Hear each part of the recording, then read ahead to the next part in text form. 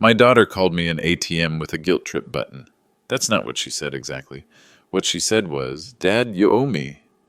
Owe her. For what? For raising her, for 34 years of being her father. I didn't yell. I didn't beg. I smiled. Not a happy smile. The kind of smile you give when you finally understand something you should have seen coming. I said 2 words. Then I hung up. Within 48 hours, I sold my house, closed my bank accounts, changed my phone number, and moved to a state she'd never think to look. No forwarding address, no goodbye letter, no explanation. She spent 6 months trying to find me. By the time she did, it was too late. For both of us. Let me back up. My name is David Harper. I'm 66 years old. Retired aerospace engineer. Widower. My wife Karen died on December 14th, 1987. Car accident. Black ice on Route 33 just outside Columbus, Ohio. She was 27. Our daughter Emily was 4 years old, wearing Cinderella pajamas when the police knocked on our door at 2 in the morning. At Karen's funeral, I made a promise. Standing there with a 4-year-old holding my hand, I promised Emily would never feel abandoned. Whatever it took, however long it took. I kept that promise for 34 years. In 1995, Lockheed Martin offered me Vice President of Engineering, Phoenix Division. Starting salary, $180,000. That's $95,000 more than I was making, plus stock options, 50,000 shares. By 2015, those shares would have been worth $340,000. I declined. Emily was 12. Emily was still sleeping with the lights on, still having nightmares about the accident. I wasn't going to uproot her, not when she was finally starting to heal. I wrote a letter to HR. I still have the draft. I must respectfully decline. My daughter Emily is 12 years old and still processing her mother's death. Uprooting her now would be unfair. My career can wait. Her healing cannot. That decision cost me $2.8 million over the rest of my career. I did the math. Salary differential, stock appreciation, bonuses. $2.8 million. Worth it, every penny. In 2001, I almost got married again. Her name was Linda Sawyer, accountant, 38 years old, smart, kind, patient. We dated for 2 years. She proposed. I said yes. Then Emily found out. She was 18, freshman at Ohio State. She called me crying. "Dad, I don't need a new mom. Why can't you just focus on me?" I broke the engagement. Linda said, "David, she's an adult now. When is it your turn?" Good question. I didn't have a good answer. Linda married someone else in 2003. I went to her wedding. Smiled through the whole thing. She looked happy. I was happy for her, 2003. Lockheed offered early retirement, $680,000 lump sum. I was 48. I could have walked away, started consulting, traveled, but Emily was still in college. And our family medical history, Karen's cancer, her mother's diabetes, meant private health insurance for Emily would cost $24,000 a year. My company insurance covered her as a dependent until she was 26. So I stayed. Worked until mandatory retirement in 2023. Age 64, 16 more years, $680,000. Gone. For those 16 years, every Thursday at 6:30 p.m., I cooked dinner for Emily. Same kitchen Karen and I had shared. Meatloaf, pot roast, spaghetti, Karen's recipes. The ones she'd taught me before she died. In 2015, Emily brought Connor for the first time, her new boyfriend. He walked into my house and said, "This is quaint?" Quaint. He meant old, small, beneath him. I kept cooking dinner every Thursday until 2019. That's when Emily texted, "Getting busy with married life, let's do monthly?" Monthly became quarterly. Quarterly became I'll call you. Our last dinner was November 23rd, 2023. Thanksgiving. She checked her phone 14 times, left before dessert, said she had plans. I haven't seen her since, except once at the grocery store in January.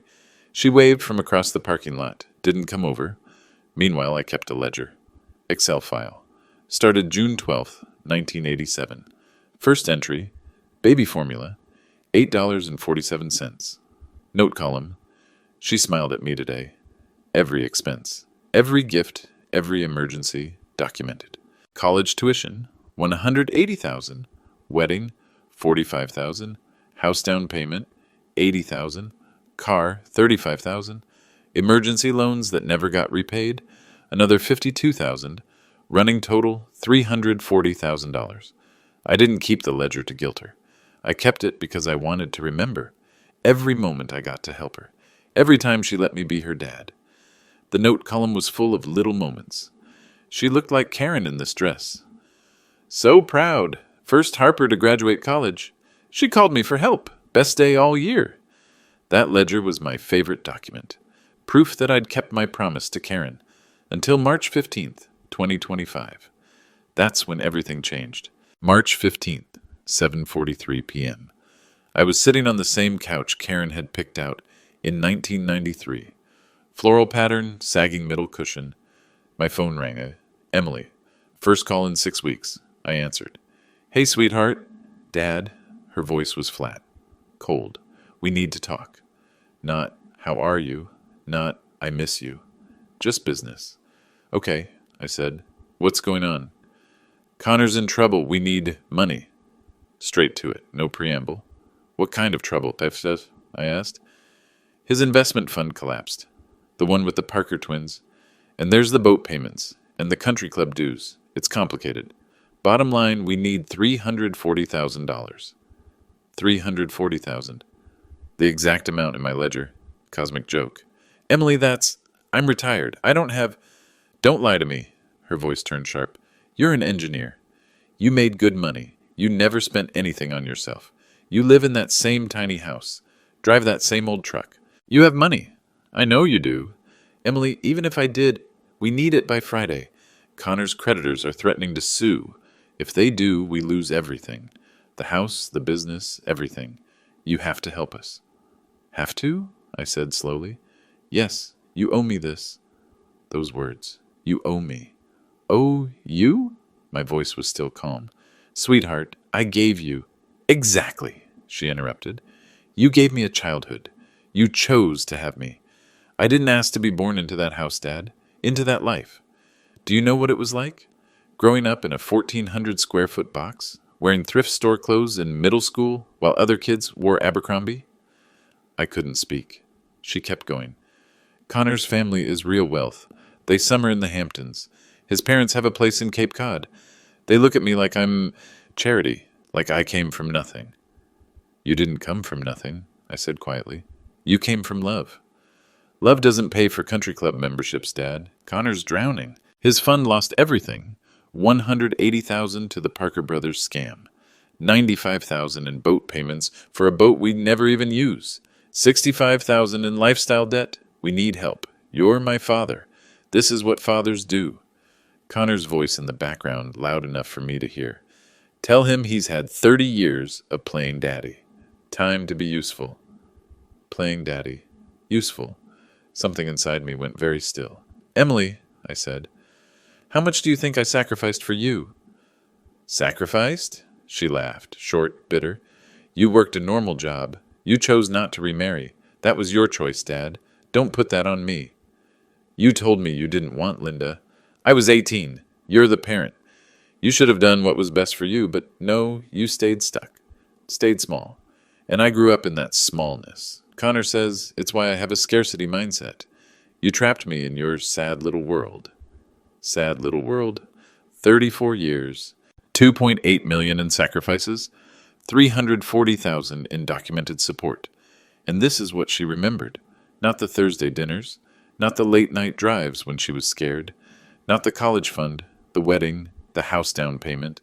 Just embarrassment. So you want me to take out a home equity loan? I said. Statement, not question. Yes, by Friday. We'll pay you back. Will you? Of course, once Connor gets back on his feet. Connor, who called my life playing daddy, who thought 34 years of single fatherhood was a hobby. Emily, I said, do you love me? Silence, long enough that I knew. Of course I do, Dad. That's why I'm asking. Don't you of me? The old guilt trick. If you love me, you'll prove it. With money. I looked around my living room, the couch Karen picked, the bookshelf I'd built in 1991, the photo wall, Emily's school pictures, graduation, wedding. In the wedding photo, I was smiling at the camera. Emily was looking away.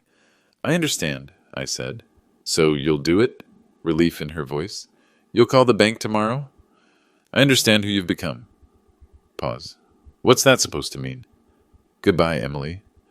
Wait, are you seriously? Dad? Dad? I hung up. Sat there for 11 minutes, staring at that photo wall. Then I opened my laptop, pulled up the ledger, added one final line. Date, March 15th, 2025 item. Inheritance forfeited due to moral bankruptcy. Amount, $500,000. Category, divestment. Note, some people wait until you're dead to show their true feelings. She showed me while I'm alive. That's a gift, in its own way. I saved the file, closed the laptop, and started planning my disappearance. March 16th, 12:04 a.m. I wasn't sleeping anyway. I opened the ledger one more time, scrolled through 34 years. 487 entries. Every birthday present, every emergency room visit, every last-minute school expense. The note column killed me. She hugged me goodbye today, first time in months. She said the pot roast was just like Mom's. She called just to talk. No favor, just talk. When did that stop? When did I become an ATM instead of her dad? I didn't matter. What mattered was what happened next. By 8 a.m., I'd called Maggie Torres, my realtor, the one who'd sold me the house back in 1983. Maggie, I need to sell. Fast. David, is everything okay? I'm going somewhere I won't be a burden. You're not... List it today. $4.99, under market. I need a quick sale. Silence. Then, okay, I'll have it live by noon. The house sold in 36 hours. Young couple, cash buyers. They closed on March 20th. I asked Maggie, can you tell the new owners something? There's a coffee stain on the kitchen counter, third tile from the left. Karen spilled it the morning of the accident. I never cleaned it. I just couldn't. Maggie's voice cracked. I'll tell them. While the house was pending, I took care of everything else. Bank accounts closed. 3 accounts. Checking, savings, CD. Total, $1.4 million. Transferred to Western North Carolina Credit Union. Asheville branch. New accounts. New numbers. Cell phone canceled. Had that number since 1998. Got a new phone. Different carrier. Verizon to T-Mobile. New number shared with 3 people. My attorney, Jeff Barnes. My oncologist, Dr. Raymond Hughes, and Carl Henderson. My best friend. 35 years of friendship. Carl said, you sure about this? She called me an ATM. I'm closing the account.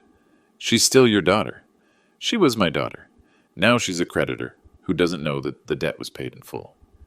Email next. Created a new address. Old one set to auto-reply. This email is no longer monitored. If this is urgent, contact Jeff Barnes at deleted Facebook. I'd only had 47 friends anyway. Emily wasn't one of them. She'd unfriended me back in 2021. Said it was too awkward having her dad comment on her posts. March 17th. Met with Jeff Barnes, my estate attorney since 2001. Brought 3 documents. Updated will. Emily. Removed. Power of attorney. Living will. All new. Jeff. If Emily contacts you, tell her this. Your father is traveling. I cannot disclose his location. If you wish to communicate, write a letter. I'll forward it. And if she asks where you are, tell her I'm somewhere I can breathe. I left a sealed envelope with him.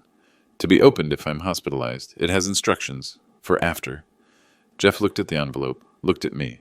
David, talk to me. What's going on? I'm setting a boundary. For the first time in 34 years. And if she wants to apologize? Then she knows how to write a letter.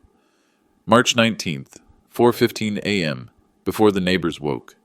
I loaded a U-Haul, 1-bedroom set, 12 boxes, Karen's hope chest, cedar wood, brass hinges, inside her wedding dress, Emily's baby blanket, 12 photo albums.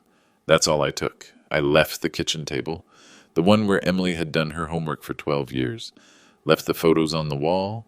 The new owners could throw them away. 6-hour drive to Asheville, North Carolina. Mountains, clean air, a place where no one knew David Harper the engineer, the widower, the doormat. I rented an apartment, Mountainside Senior Living, 2-bedroom, 850 square feet, 4th floor, view of the Blue Ridge Mountains from the balcony, Rent, $1,650 a month. I could afford it. I had $1.92 million between retirement accounts and the house sale. Unpacked in silence. Set up the bedroom. Put Karen's hope chest at the foot of the bed. Hung one photo, just one. Karen holding baby Emily, both of them smiling. That night I stood on the balcony, looked at the mountains, thought about Emily. She'd be calling by now. Getting voicemail. Trying again. Voicemail full. Trying again.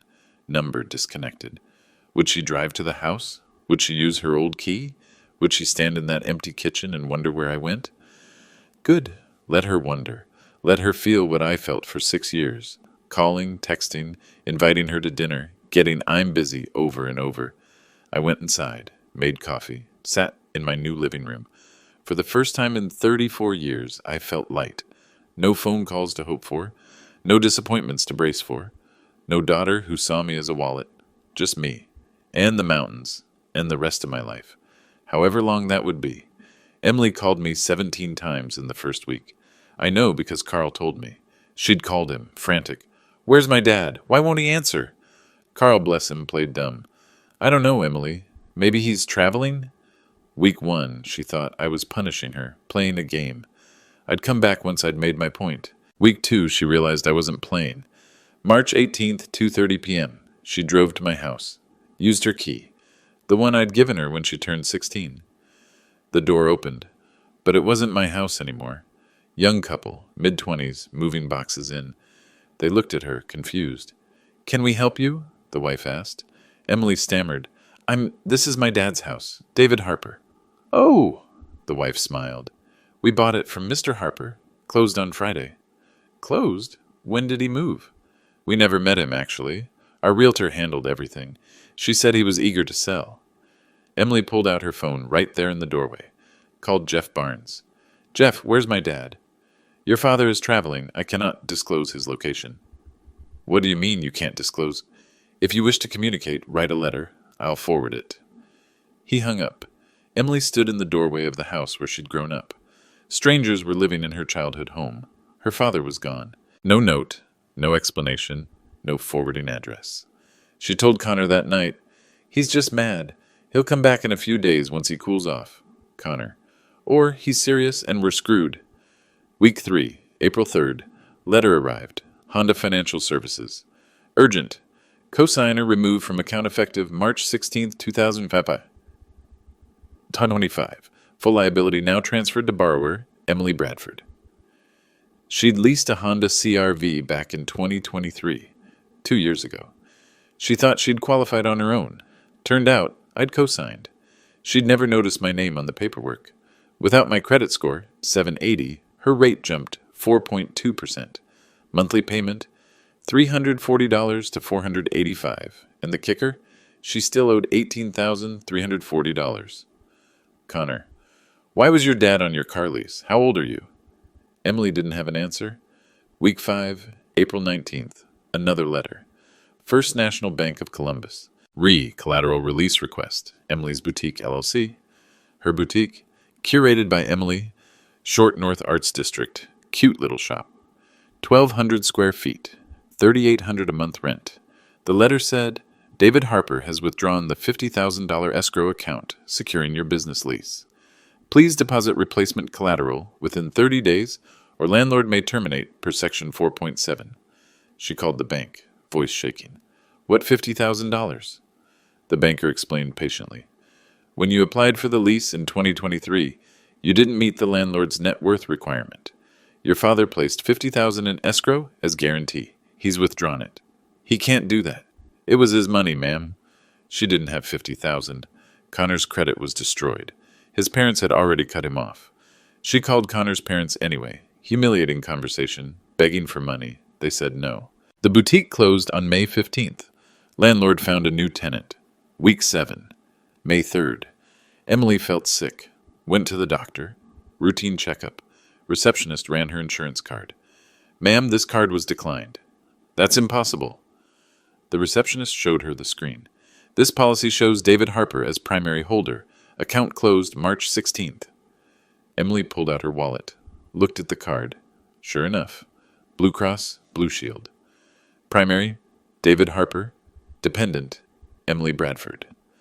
I'd been paying her health insurance, $14,000 a year, for the last 2 years, $28,000 total. She'd thought it was carried over from an old job. Nope, just me, quietly covering her. New insurance through Connor's plan, $6,000 deductible instead of $500. She went home, sat at her kitchen table, the one in the house I'd helped buy. Connor looked at the pile of letters. Car, business, insurance. Your dad was subsidizing your entire life. By week 9, May 20th, property tax bill, Franklin County Treasurer. Notice, property tax payment delinquent, 123 Maple Street. Wait, that was her house. The one I'd helped with the down payment. Amount due, $6,240. She checked the records online. Every year since 2020, when I'd gifted her the house, I'd been paying the property taxes. She'd thought taxes were included in her mortgage. But she didn't have a mortgage. I'd paid the down payment in full. $80,000. 5 years of tax payments.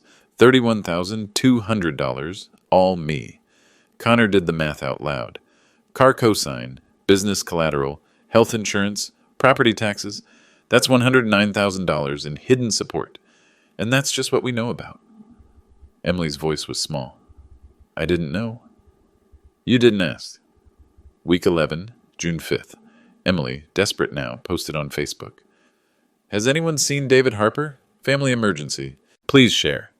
The comments rolled in. Helen, the neighbor. I saw the moving truck 3 months ago. Thought you knew? Pastor Michael from church. He told me he was starting over somewhere peaceful. Didn't he tell you? Linda Sawyer, my ex-fiancé. I hope he's happy. He deserves peace. That last one stung Emily. She deleted the post. But the damage was done. Everyone could see. She couldn't even locate her own father. Connor's creditors called daily now, threatening lawsuits. $340,000 in debt. No way to pay. And the man who might have helped? Gone.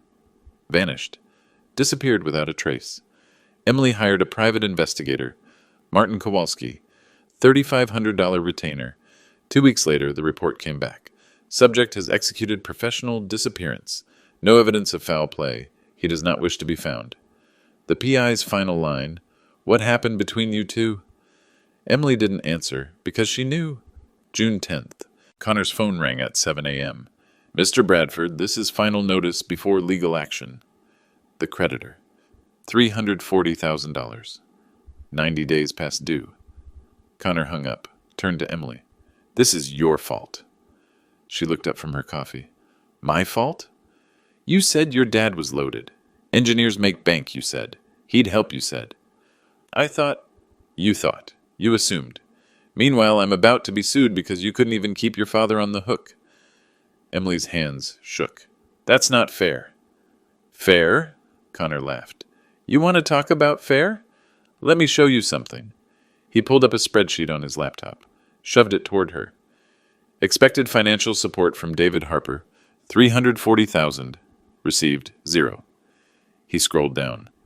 Loss due to David, leaving car cosign, value $18,000, business collateral $50,000, insurance $28,000 over 2 years, property taxes $31,000 over 5 years. He looked at her. That's $127,000 in hidden support, and you never even noticed. He never told me, because you never asked. When's the last time you called him just to talk? When's the last time you asked how he was doing? Emily opened her mouth, closed it. Connor wasn't done. You know what the worst part is? He was propping you up, and you thought you were self-made. Your boutique, your car, this house, all of it depended on him, and you called him embarrassing. I never... Yes, you did. Connor picked up her phone, started scrolling. What are you doing? Looking for evidence of your contempt. Oh, here we go. Voicemail sent to your friend Jess. March 17th, 2024. He hit play. Emily's voice filled the kitchen. Younger, lighter, laughing. Jess, Connor's family is so different from mine. Like, they summer in Cape Cod. They have a house in the Hamptons. Meanwhile, I grew up in this 1,400 square foot box with a depressed dad who worked as an engineer, but, like, we were still basically poor. I love him, but God, it was embarrassing.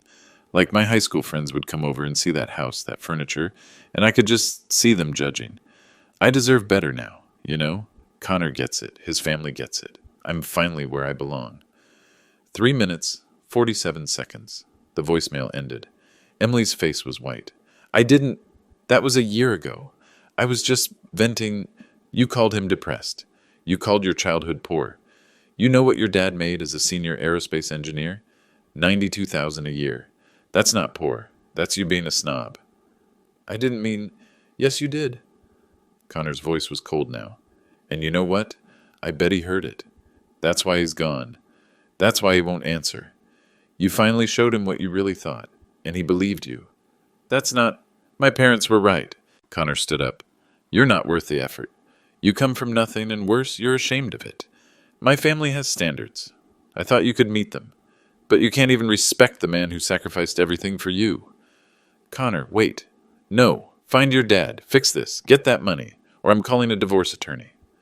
He walked out, slammed the door. Emily sat alone in the kitchen in the house her father had helped her buy. She couldn't remember the last time she'd told him she loved him. She couldn't remember the last time she'd asked about his day. She couldn't remember the last time she'd treated him like a father instead of a bank. The voicemail played again in her head, her own voice. I deserve better now. Better than what? Better than a man who'd given her everything? She put her head in her hands, and for the first time she wondered, what have I done? June 15th. Emily opened her email. Weekly newsletter from St. Paul's Lutheran Church. She hadn't been to church in 5 years, but she was still on the mailing list. She scrolled past the usual stuff. Choir practice, Bible study, prayer requests. Then she saw it. Prayer requests and milestones. We lift up David Harper, longtime member, who has relocated out of state for personal reasons. May God guide his new path. Relocated. Personal reasons. She called Pastor Michael. Where's my dad? Emily. His voice was warm, cautious. I can't say specifically. He asked me not to. Is he okay? He seemed at peace, more than I've seen him in years. At peace? He just disappeared? He didn't disappear, Emily. He left. There's a difference. Silence. Pastor Michael continued. He said he was going somewhere he wouldn't be a burden. A burden? I never said he was a burden. Didn't you? The question hung there, gentle, pointed. Emily couldn't answer. June 20th. Desperate, she hired a private investigator. Martin Kowalski, $3,500 retainer, former police detective. I find people who don't want to be found. 2 weeks later, July 5th, his report arrived. She read it at her kitchen table. Connor reading over her shoulder. Subject: David Harper, age 66. Findings: all Ohio bank accounts closed March 16, 2025. House sold $499,000. Closed March 20th, 2025. Cell phone number disconnected.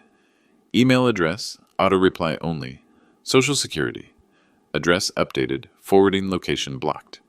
Credit activity, none. Vehicle registration, no longer in Ohio. DMV, license expires 2028. Has not renewed. Conclusion, subject has executed professional disappearance. No evidence of foul play. He does not wish to be found. Without legal cause, recommends ceasing investigation. Investigator note: Ma'am, people don't vanish like this unless they've been planning it. Usually means they're running from something or someone. What happened between you two? Emily closed the report. He's really gone. Connor: obviously. July 12th. Emily drove past the old house. Habit. Checking to see if maybe, somehow, he'd come back. The new owners had planted flowers. Replaced the mailbox. The house looked happier. Helen, the neighbor, waved her down. 78 years old. Had lived on Maple Street for 40 years. Emily! Sweetheart, I haven't seen you since your father moved. Hi, Helen. Did he say anything before he left? Helen smiled. He stopped by the day before. Brought me Karen's tulip bulbs from the garden. Said they should stay in the neighborhood. He looked lighter, honey. Happier, even. Happier? Well, dear, Helen's voice gentled, you hadn't visited in years. Maybe he needed a fresh start. I was busy. I know, we're all busy. But David never remarried, you know. Turned down Linda Sawyer because you said you weren't ready for a stepmom. That was 24 years ago, dear. When would you have been ready? Emily felt the words like a slap. Helen squeezed her hand. Your mother would have wanted you two to stay close. David gave up so much. I hope you told him thank you. Emily drove away, eyes blurring. July 18th, unknown number. Emily, this is Carl Henderson. I worked with your father at Lockheed for 35 years. Carl, Hope flared. Do you know where he is? He's okay. He called me last week. Can you give me his number? He asked me not to, but Emily, I'm calling because there's an event coming up. September 20th, the Lockheed Engineering Legacy Dinner. We honor retired engineers who shaped the company. Your father's one of 5 being recognized this year. He'll be there? He confirmed. Where? Lockheed Corporate Center, Columbus. 6 p.m. It's a formal event. About 200 attendees. Press usually covers it. Emily's heart pounded. Why are you telling me this? Because despite everything, I think part of him hopes you'll show up. But Emily, Carl's voice turned serious. If you come, don't come for money. Come because he's your father. That's the only reason he'd want to see you. The line went dead. Emily stared at her phone. September 20th, 2 months away. Connor. You're not seriously considering... I have to go. I have to fix this. Fix what? He's made it clear. He doesn't want you in his life. He's my dad. He was your dad, until you treated him like an ATM. Emily circled the date on the calendar, September 20th. 6 p.m. She'd go. She'd apologize. She'd make him understand. She had 2 months to figure out what to say. August 22nd. FedEx truck pulled up. Package from Jeff Barnes, her dad's attorney. Inside, a note and a USB drive. The note, Emily, your father authorized me to send this. Read it before September 20th. JB. The USB was labeled in her father's handwriting, the ledger. She plugged it into her laptop. One file, Excel. Emily support XLSX. She opened it. 487 rows, 6 columns, date, item, amount. Category, note, running total. First entry, June 12th, 1987. Baby formula. 847, essential. She smiled at me today. 847. She scrolled. October 3rd, 1989. Dance class tuition, $120 Housers. Enrichment. She twirled for me after class. $4,382.19. December 25th, 1993. Bicycle, $240,000. Christmas. She hugged me for 5 minutes. $23,191. Broughton boy. August 18th, 2005. College move-in expenses. $1,200. Education. So proud. First Harper to graduate. $90,450.23. May 14th, 2001. Prom dress. $240. Special event. She looked like Karen. $67,031.09. Every line had a note, a memory, a moment. Emily's vision blurred. She scrolled to the end. Last entry, December 18th, 2024. Boutique business collateral. $50,000. Investment. She doesn't know I'm the reason bank approved her. $340,000. $340,000. Documented across 34 years. The final row, added March 15th, 2025. Inheritance forfeited. $500,000. Divestment. Some people wait until you're dead to show their true feelings. She showed me while I'm alive. That's a gift in its own way. $160,000. Emily's hands shook. The USB had other files. PDFs. She clicked one. 1995 VP offer.pdf. Letterhead. Lockheed Martin, Phoenix Division. Dear Mr. Harper, we are pleased to offer you the position of Vice President of Engineering. Starting salary, $180,000 plus stock options. And her father's response. Handwritten draft. Scanned. Thank you for this incredible opportunity. However, I must respectfully decline. My daughter Emily is 12 years old and still processing her mother's death. Uprooting her now would be unfair. My career can wait. Her healing cannot. Attached, a calculation sheet in his handwriting. VP salary versus current, $95K difference a year over 20 years. 2.8 dynam with stock appreciation. Worth it? Yes. She needs stability. $2.8 million. Gone. For her.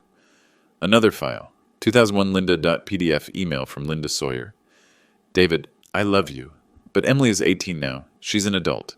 You've been a wonderful father. Don't you deserve companionship? I feel like I'm competing with a ghost and a daughter who will never approve. I can't wait anymore. I'm sorry. Her father's reply, saved in drafts, never sent. You're right, but I made a promise to Karen at her funeral. I won't break it. I hope you find someone who can give you what I can't. Photo attached. Her father at Linda's wedding in 2003, smiling in the back row. Emily couldn't breathe. She opened her own email. Searched Dad. Thread from 2019. David. Thursday dinner this week. I'm making your favorite meatloaf. Emily. Can't. Connor and I have plans. On next week. David. What about this Thursday?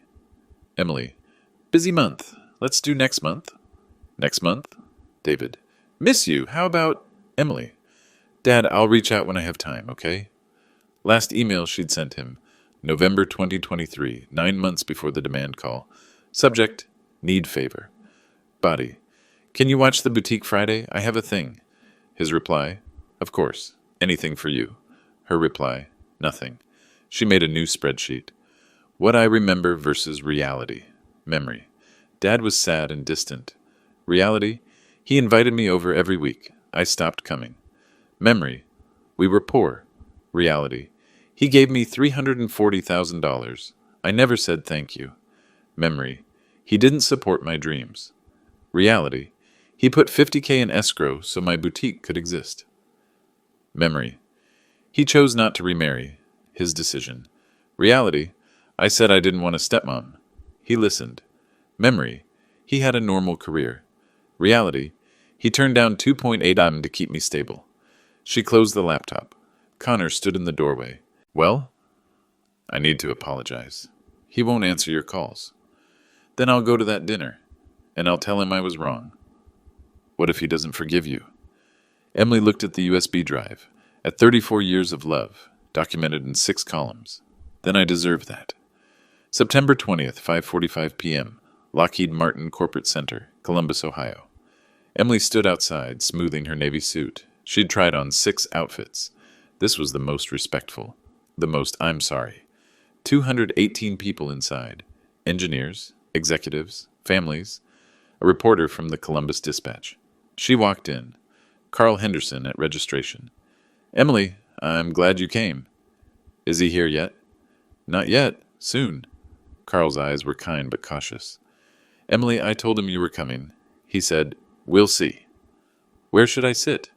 Anywhere, but maybe not up front. Let him have his moment first. She chose a table in the back, near the exit, just in case. 6:05. The doors opened, and there he was, thinner, grayer. She almost didn't recognize him. He'd lost maybe 15 pounds. His suit was new, gray, well-fitted, blue tie. He looked good, healthy, upright.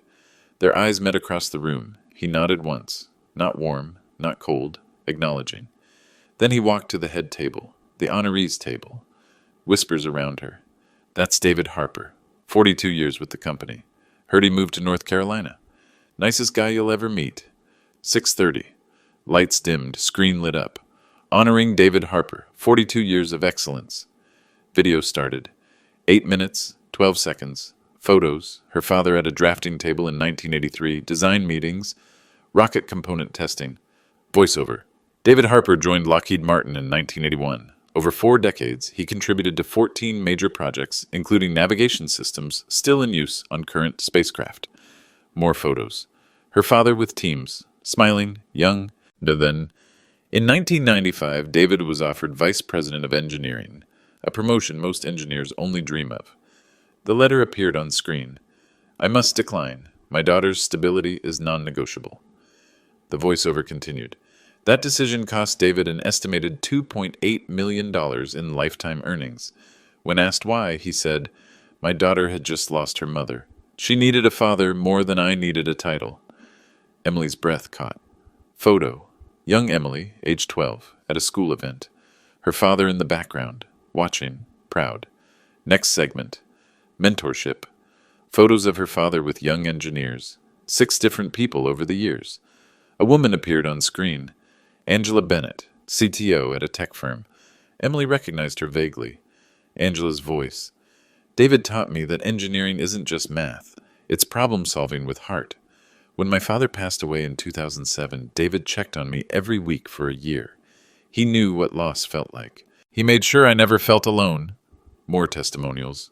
Other engineers he'd mentored. All successful. All grateful. Final photo. Recent. Her father in the mountains of North Carolina. Small smile. At peace. Text on screen. Thank you for 42 years of quiet excellence. You taught us that the best leaders don't seek spotlight. They build it for others. The video ended. Standing ovation. Emily stood too, tears streaming. The MC took the stage. Before we hear from David, we have a special announcement. Angela Bennett joined him. David Harper has made a $500,000 donation to establish the Karen Miller Memorial Scholarship. This fund will support children who have lost a parent, providing college tuition assistance to students navigating grief while pursuing education. The room erupted in applause. Emily's knees went weak. 500,000. The amount in the ledger. The inheritance forfeited. He'd given it away. To strangers. Angela continued, Karen was David's wife, Emily's mother, who died in 1987. David never forgot what it meant to lose her. This scholarship ensures other children won't face that burden alone.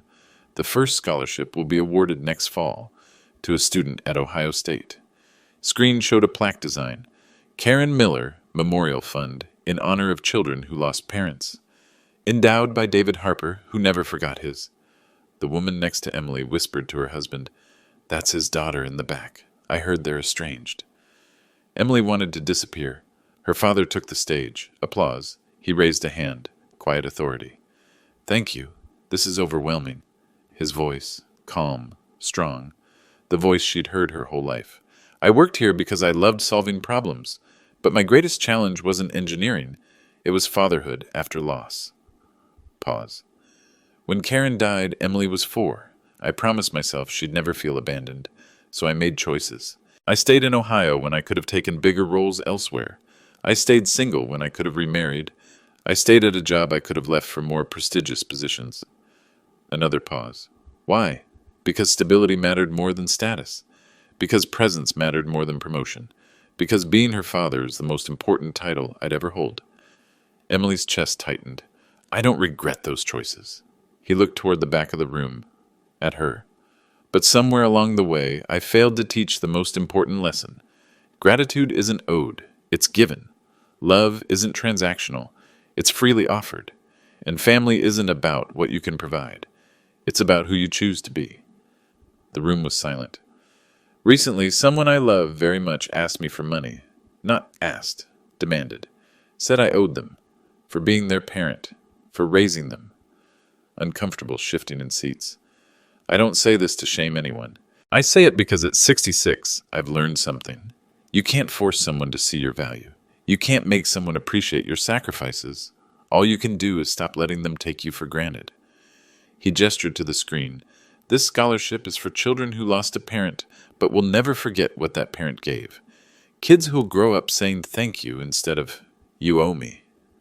He sat down. The applause was quieter now, thoughtful. Reception started. 7:15. Emily waited, watched him talk to colleagues, shake hands, smile. Finally, she approached. Dad? He turned, his face neutral. Can we talk? We're talking. Privately? I don't do private anymore. What do you need? People nearby slowed, listening. I need to apologize. Her voice cracked. I was wrong. I didn't understand. You understood fine, Emily. You just chose to remember it differently. No, You called your childhood growing up poor with a depressed dad. I heard the voicemail you left, Jess. She went white. How? You pocket-dialed me. March 17th, 2024. 3 minutes, 47 seconds. I listened to the whole thing. Dad, I didn't mean... Yes, you did. And that's okay. People show you who they are. I finally believed you. But I do love you. Do you? Or do you love what I could Silence. Carl Henderson took the stage for closing remarks. Before we adjourn, I want to add something personal. David and I have been friends for 35 years, and I need to say, we're especially grateful David made the trip tonight. When he told us about his stage 3 colon cancer diagnosis in February, We knew we had to honor him now, while he could be here to accept it. The room went silent. Emily's face. Shock. Horror. Cancer. Stage 3, February. That was before. Before her demand call. She turned to him. You have cancer? Since February? He looked at her. Calm. Almost serene. Yes. Diagnosed February 10th. That was before I called you. 5 weeks before. Her voice rose. Why didn't you tell me? Would it have changed what you said? He tilted his head. Or just made you feel guilty for saying it? She couldn't answer. He picked up his coat. You have my lawyer's number. Use it if you want to apologize as my daughter. Not if you need money as a creditor. He walked toward the exit. Emily stood frozen. 200 pairs of eyes on her. The woman next to her whispered, not quietly enough. She demanded money from a dying man. Emily's world tilted. He was at the door now, one hand on the handle. She called out, Dad, please? He paused, didn't turn around. I'm sorry. I know. And he walked out. September 22nd. 2 days later. Columbus Dispatch headline. Retired engineers, 500K scholarship honors late wife, supports grieving students. Subheading, David Harper's gift comes amid personal health battle. And the article included the photo from the gala. Her father smiling, dignified, buried in paragraph 7. Harper's daughter, Emily Bradford, attended the event, but declined to comment. The article went viral on LinkedIn. 45,000 shares in 3 days. Comments section, this is what real generosity looks like. Incredible man, incredible sacrifice. Where's the daughter's statement? Seems like a story there. Emily's phone rang constantly. Friends asking if she was okay, acquaintances who'd seen the article. She ignored them all. September 28th, 1 week later, Connor filed for divorce. Grounds, irreconcilable differences. His attorney's letter mentioned misrepresentation of family financial support expectations. Translation, you told me your dad was rich. He's not your backup plan. I'm out. Connor moved out October 3rd, took half the furniture. Emily couldn't afford the house alone, put it on the market October 10th. The boutique was already gone. Closed in May, October 10th, 3 weeks after the gala. Emily sat in Dr. Sarah Brennan's office. First therapy session. Tell me why you're here. I destroyed my relationship with my father, and I don't know if I can fix it. Dr. Brennan handed her a notebook. Write him a letter. Don't send it yet. Just write what's true. Emily wrote 7 pages, handwritten, tears smudging the ink. I rewrote history because facing the truth meant admitting I was ungrateful, admitting I took you for granted, admitting I measured your love by your wallet instead of your presence. You gave me everything. I gave you demands. I don't know if you'll forgive me. I don't know if I deserve it. But I need you to know I was wrong. I'm sorry. And if I could take back March 15th, I would. She folded the letter, put it in an envelope, didn't seal it. October 18th, 4 weeks after the gala. Letter in her mailbox. Return address, Blue Ridge Hospice Care, Asheville, NC. Her hands shook opening it, not from her father, from a social worker named Patricia. Ms. Bradford, your father, David Harper, has listed you as a next of kin. He is currently in palliative care at our facility. If you wish to visit, please contact us within 30 days. Visiting hours are 9 a.m. to 8 p.m. daily. Phone number at the bottom. Emily held the letter for 3 days. Unopened hospice brochure inside. Finally, October 21st, she called. I'd like to visit. Of course. When would you like to come? As soon as possible. We have availability tomorrow at 2 p.m. I'll be there. She hung up. Looked at the letter she'd written to her father. Unsealed. Maybe some apologies have to be said in person. Maybe some doors, once closed, need to be knocked on. Gently, humbly. Maybe it's not too late. Or maybe it is. Either way, she owed him the truth. Face to face, daughter to father. However much time he had left,